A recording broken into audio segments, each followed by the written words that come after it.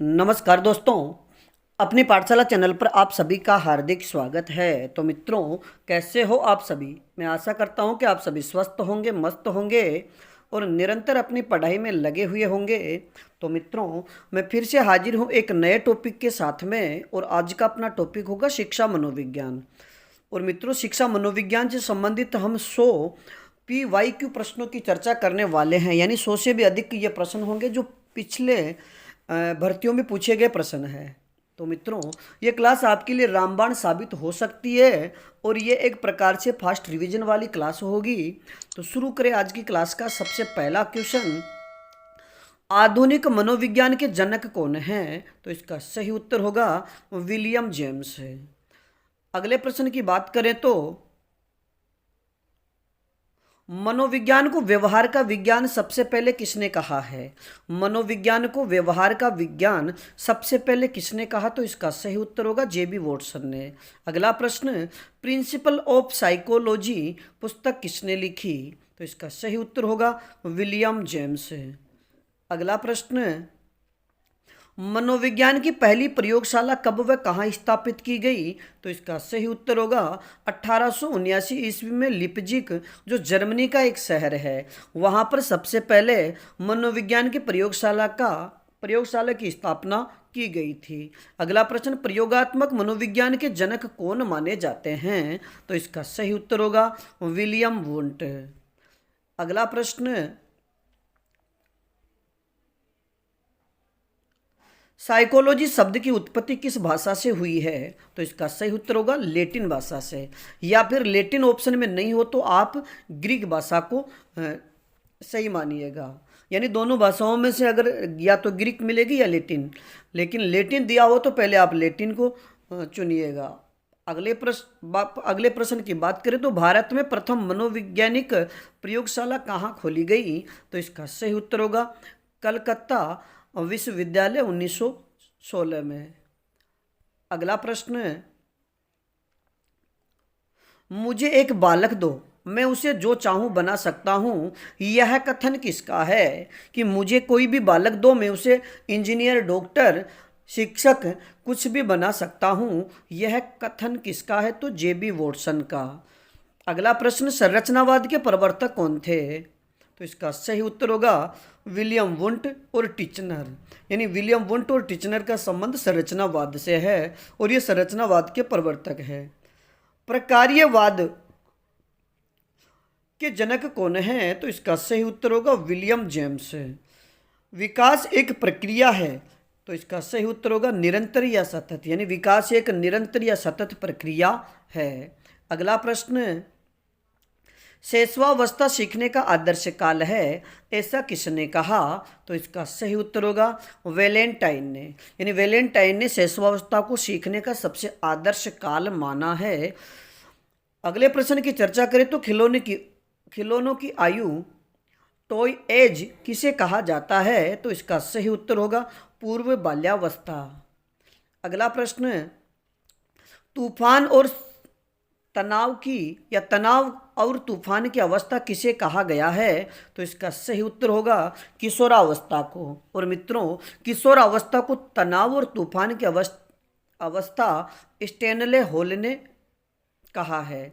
अगला प्रश्न, मानव विकास किन दो कारकों पर निर्भर करता है? तो इसका सही उत्तर होगा वंशानुक्रम और वातावरण पर। अगला प्रश्न, सिर से पैर की ओर होने वाला विकास क्या कहलाता है? तो इसका सही उत्तर होगा शिरोध पदोन्मुखी। यानी सिर से पैर की ओर जो विकास होता है उसको शिरोध पदोन्मुखी विकास कहा जाता है। अगला प्रश्न, शरीर के मध्य से बाहर की ओर विकास क्या कहलाता है? तो इसका सही उत्तर होगा समीप दुराभिमुख। अगला प्रश्न, गैंग एज यानी टोली एज किस अवस्था को कहा जाता है? तो इसका सही उत्तर होगा बाल्यावस्था को। अगला प्रश्न, तार्किक चिंतन की अवस्था कौन सी है? तो इसका सही उत्तर होगा बाल्यावस्था। और मित्रों, बाल्यावस्था में भी उत्तर बाल्यावस्था को तार्किक चिंतन की अवस्था माना जाता है। अगला प्रश्न, बच्चे की आनुवांशिकता किसके द्वारा निर्धारित होती है? कि बच्चे की आनुवांशिकता किसके द्वारा निर्धारित होती है, तो इसका सही उत्तर होगा जीन्स पर। अगला प्रश्न, सीखने के प्रयास एवं त्रुटि का सिद्धांत किसने दिया है, तो इसका सही उत्तर होगा थॉर्नडाइक ने।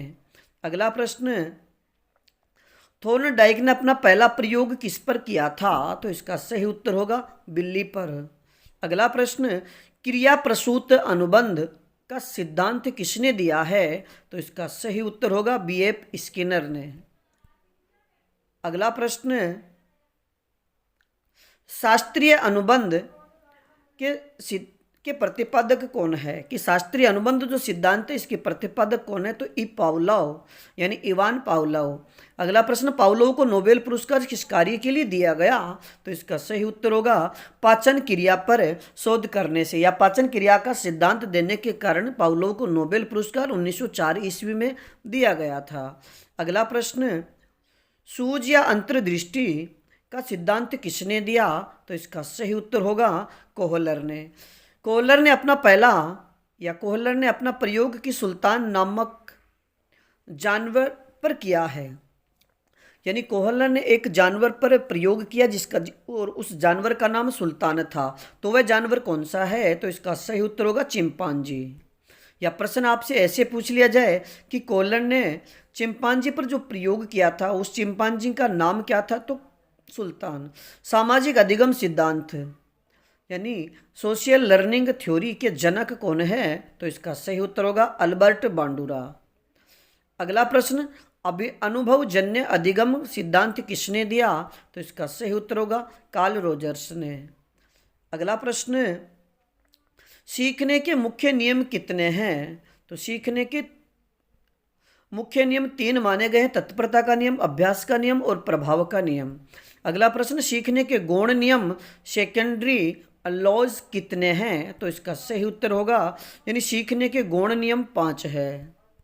आगे हम बात करें तो स्किनर ने अपना प्रयोग किस पर किया है, तो इसका सही उत्तर होगा चूहे और कबूतर पर।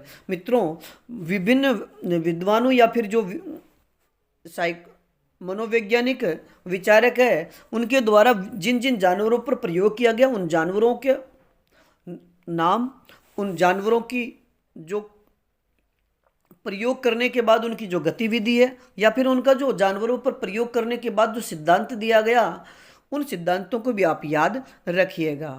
अगला प्रश्न, लर्निंग बाय डूइंग पर कौन बल देता है, तो इसका सही उत्तर होगा प्रगतिशील शिक्षा। और प्रगतिशील शिक्षा का जो सिद्धांत है वो जॉन डीवी ने दिया था। अगला प्रश्न, अधिगम का पठार क्या दर्शाता है, तो इसका सही उत्तर होगा सीखने में उन्नति का रुकना। यानी अधिगम का जो पठार है वह सीखने में जो उन्नति होती है अगर वह रुक जाती है तो इसको अधिगम का पठार कहा जाता है। स्थानांतरण यानी ट्रांसफर ऑफ लर्निंग के कितने प्रकार है, तो इसका सही उत्तर होगा 3। यानी स्थानांतरण के 3 नियम माने गए जिसमें धनात्मक, ऋणात्मक और शून्य। आगे हम बात करें बुद्धि का एक कारक सिद्धांत किसने दिया है, तो इसका सही उत्तर होगा अल्फ्रेड बिने ने। और बुद्धि के द्विकारक सिद्धांत की अगर बात की जाए कि बुद्धि के द्विकारक सिद्धांत किसने दिया, तो इसका सही उत्तर होगा स्पीयरमैन ने। बुद्धि लब्धि यानी आईक्यू का सूत्र किसने दिया है, तो इसका सही उत्तर होगा स्टर्न ने। और मित्रों, संशोधन की बात करें कि बुद्धि लब्धि का सूत्र में संशोधन किसने किया, तो टर्मन ने। अगला प्रश्न, बुद्धि लब्धि निकालने का सही सूत्र क्या है, तो बुद्धि लब्धि निकालने का जो सही सूत्र है मानसिक आयु बटा वास्तविक आयु गुणा 100, ये बुद्धि लब्धि निकालने का सूत्र है। आगे हम बात करें बहुबुद्धि सिद्धांत के जनक कौन हैं, तो इसका सही उत्तर होगा हावर्ड गार्नर। अगला प्रश्न, मानसिक आयु समप्रत्यय किसने दिया, या मानसिक आयु का जो समप्रत्यय है वह किसने दिया, तो इसका सही उत्तर होगा अल्फ्रेड बिने ने। और मित्रों, आगे हम बात करें तरल एवं ठोस बुद्धि का सिद्धांत किसने दिया। तरल और ठोस बुद्धि का जो सिद्धांत है वो आरबी केटल के द्वारा दिया गया है। अगला प्रश्न, समूह कारक सिद्धांत यानी समूह कारक सिद्धांत के प्रतिपादक कौन है, तो थर्स्टन। आगे बात करें त्रिआयामी बुद्धि ये 3D मॉडल का सिद्धांत किसने दिया? तो जेपी गिलफोर्ड ने। आगे हम बात करें सामान्य और विशिष्ट कारक के। सामान्य कारक जन यानी जी, जिसे जी से दर्शाया जाता है, और विशिष्ट कारक जिसे ऐसे दर्शाया जाता है कि प्रतिपादक कौन है? तो इसका सही उत्तर होगा स्पीयरमैन। व्यक्तित्व का मनोविश्लेषणात्मक सिद्धांत किसने दिया? तो इसका सही उत्तर होगा सिगमंड फ्रायड ने। आगे हम बात करें ईगो और सुपर ईगो की अवधारणा किसने दी? तो इसका सही उत्तर होगा फ्रायड ने। अगला प्रश्न, अंतर्मुखी और बहिर्मुखी व्यक्तित्व का वर्गीकरण किसने किया है? तो इसका सही उत्तर होगा जुंग ने। यानी जुंग ने अंतर्मुखी और बहिर्मुखी व्यक्तियों का वर्गीकरण करने का कार्य किया है। आगे बात करें टीएटी का निर्माण किसने किया है? यानी जो टीएटी परीक्षण है, इसका निर्माण किसने किया? तो इसका सही उत्तर होगा मार्गन एवं मरे या फिर मार्गन ने। आगे हम बात करें रोरसा शाही धब्बा परीक्षण यानी इंक ब्लोट टेस्ट का सिद्धांत किसने दिया? तो इसका सही उत्तर होगा हरमन रोरसा ने। आगे हम बात करें व्यक्तित्व मनोवैज्ञानिक शारीरिक गुणों का गत्यात्मक संगठन है, कि व्यक्तित्व शारीरिक गुणों का गत्यात्मक संगठन है, किसने कहा? तो इसका सही उत्तर होगा आल्फोर्ट ने। आगे हम बात करें व्यक्तित्व मापन की सबसे अच्छी विधि कौन सी है? तो इसका सही उत्तर होगा प्रक्षेपी विधियां। अगला प्रश्न, 16 पीएफ प्रश्नावली का निर्माण किसने किया है? तो इसका सही उत्तर होगा आरबी केटल ने। अगला प्रश्न, लैटिन शब्द परसोना का अर्थ क्या है? तो इसका सही उत्तर होगा मुखौटा। यानी लैटिन भाषा का जो शब्द है परसोना, ये पहले भी परीक्षाओं में पूछा गया है, तो इसका अर्थ होता है मुखौटा या फिर मास्क। आगे हम बात करें क्रेस्मर ने शरीर रचना के आधार पर व्यक्तित्व को कितने भागों में बांटा है? तो इसका सही उत्तर होगा 4 भागों में। जीन पियाजे ने संज्ञानात्मक विकास की कितनी अवस्थाएं मानी है? तो इसका सही उत्तर होगा 4 अवस्थाएं। अगले प्रश्न की हम बात करें तो वस्तु स्थायित्व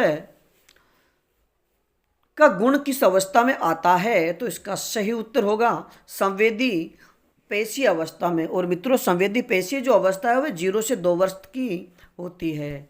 आगे हम बात करें अहम केंद्रित विचार के किस अवस्था की विशेषता है? तो इसका सही उत्तर होगा पूर्व संक्रियात्मक अवस्था। अगला प्रश्न, जेड-पीडी समीपस्थ विकास का क्षेत्र की अवधारणा किसने दी? तो इसका सही उत्तर होगा लेव वाइगोत्स्की ने। अगला प्रश्न, पाड़ या ढांचा का शब्द का प्रयोग किसने किया है? पाड़ या ढांचा शब्द का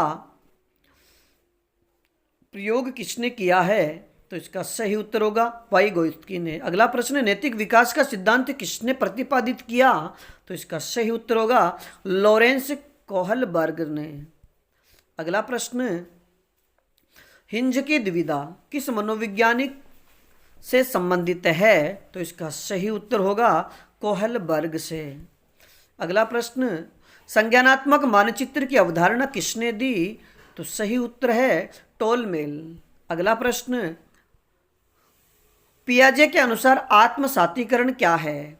पियाजे के अनुसार आत्मसातीकरण क्या है? तो इसका सही उत्तर होगा नए ज्ञान को पुराने ज्ञान से जोड़ना। अगला प्रश्न, सामाजिक सांस्कृतिक सिद्धांत के प्रतिपादक कौन हैं? तो इसका सही उत्तर होगा वाइगोत्स्की। अगला प्रश्न, एनसीएफ 2005 के अनुसार शिक्षक की भूमिका क्या है? तो इसका सही उत्तर होगा सुविधादाता। अगला प्रश्न, डिस्लेक्सिया किससे संबंधित विकार है? तो इसका सही उत्तर होगा पठन विकार। अगला प्रश्न, लिखने संबंधी समस्या को क्या कहा जाता है? तो इसका सही उत्तर होगा डिस्ग्राफिया। अगर लिखने संबंधी समस्या आती है तो उसी डिस्ग्राफिया, और पढ़ने संबंधी अगर समस्या आती है तो उसे डिस्लेक्सिया कहा जाता है। आगे हम बात करें गणित संबंधी विकार को क्या कहा जाता है? तो इसका सही उत्तर होगा डिस्कैलकुलिया। अगला प्रश्न, समावेशी शिक्षा का मुख्य उद्देश्य क्या है? यानी समावेशी शिक्षा का मुख्य उद्देश्य क्या है? तो इसका सही उत्तर होगा बिना भेदभाव के एक साथ शिक्षा देना। अगला प्रश्न, राइट टू एजुकेशन यानी आरटी 2009 भारत में कब लागू हुआ? तो इसका सही उत्तर होगा 1 अप्रैल 2010 को। आगे हम बात करें आरटी 2009 के अनुसार प्राथमिक स्तर पर छात्र शिक्षक अनुपात क्या होगा? तो इसका सही उत्तर होगा 30:1। अगला प्रश्न, प्रतिभाशाली बालकों की बुद्धि लब्धि कितनी होती है? तो इसका सही उत्तर होगा 140 से अधिक। अधिगम अक्षमता शब्द का प्रयोग सबसे पहले किसने किया? तो इसका सही उत्तर होगा सैमुअल क्रिक ने। आगे हम बात करें ब्रेल लिपि का विकास किसने किया? तो इसका सही उत्तर होगा लुईस ब्रेल ने। अगला प्रश्न, आवश्यकता का पदानुक्रम सिद्धांत किसने दिया? तो इसका सही उत्तर होगा अब्राहम मेस्लो ने। आगे हम बात करें अभिप्रेरणा के कितने प्रकार होते हैं? तो इसका सही उत्तर होगा 2 प्रकार, एक आंतरिक अभिप्रेरणा और एक बाह्य अभिप्रेरणा। अगला प्रश्न, मूल प्रवृत्तियों का सिद्धांत किसने दिया? तो इसका सही उत्तर होगा विलियम मैकडूगल ने। और मैकडूगल ने कुल कितनी मूल प्रवृत्तियां बताई है? तो इसका सही उत्तर होगा 14 प्रवृत्तियां। आगे हम बात करें उपलब्धि अभिप्रेरणा का सिद्धांत किसने दिया है? कि उपलब्धि अभिप्रेरणा का सिद्धांत किसने दिया? तो सही उत्तर होगा डेविड मैक्लीलैंड ने। अगला प्रश्न, सीसीई का पूर्ण रूप क्या है? तो इसका सही उत्तर होगा कॉन्टिन्यूस ऑफ कॉम्प्रहेंसिव इवोल्यूशन। अगला प्रश्न, पोर्टफोलियो क्या है? तो इसका सही उत्तर होगा बच्चों के कर्मिक विकास का लेखा जोखा लेना। अगला प्रश्न, उपचारात्मक शिक्षण कब किया जाता है?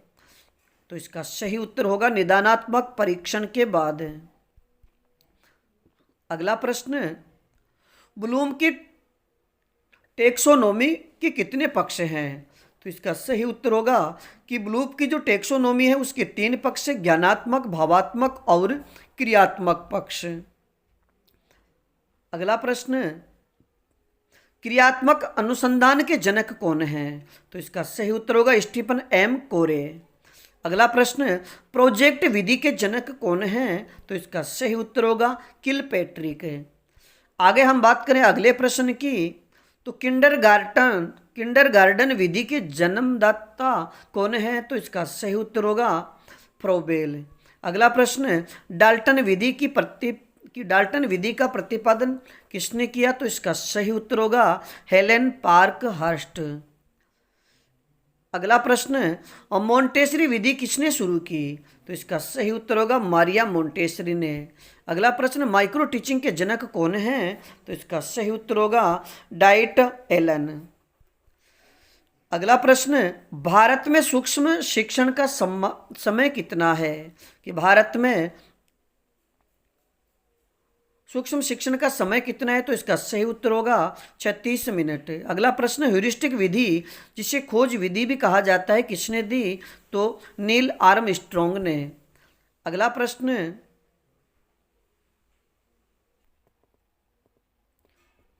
किंडरगार्टन शब्द का क्या अर्थ है? तो इसका सही उत्तर होगा बच्चों का बगीचा। एलेक्सिया क्या है? तो इसका सही उत्तर होगा मस्तिष्क क्षति से पढ़ने में अक्षमता। अगला प्रश्न है, डिस्टीमिया क्या है? तो इसका सही उत्तर होगा गंभीर तनाव की अवस्था। आगे हम बात करें बुलीमिया की, कि बुलीमिया क्या है? तो इसका सही उत्तर होगा भोजन ग्रहण करने से संबंधित विकार। अगर भोजन ग्रहण करने से संबंधित जो विकार होता है उसे बुलीमिया कहा जाता है। आगे हम बात करें प्रोजेरिया क्या है? तो इसका सही उत्तर होगा कम आयु में वृद्ध दिखना। आगे हम बात करें अगले प्रश्न की, तो ऑटिज्म की पहचान सबसे पहले किसने की? तो इसका सही उत्तर होगा लियो केनर ने। तो मित्रों आज के लिए इतना ही, बाकी फिर मिलेंगे एक नए टॉपिक के साथ। तब तक आप अपने अध्ययन में जुटे रहिएगा और अपनी पाठशाला बाय BN सर चैनल पर नए हो तो हमारे चैनल को लाइक, सब्सक्राइब और अपने मित्रों तक शेयर जरूर कीजिएगा। धन्यवाद।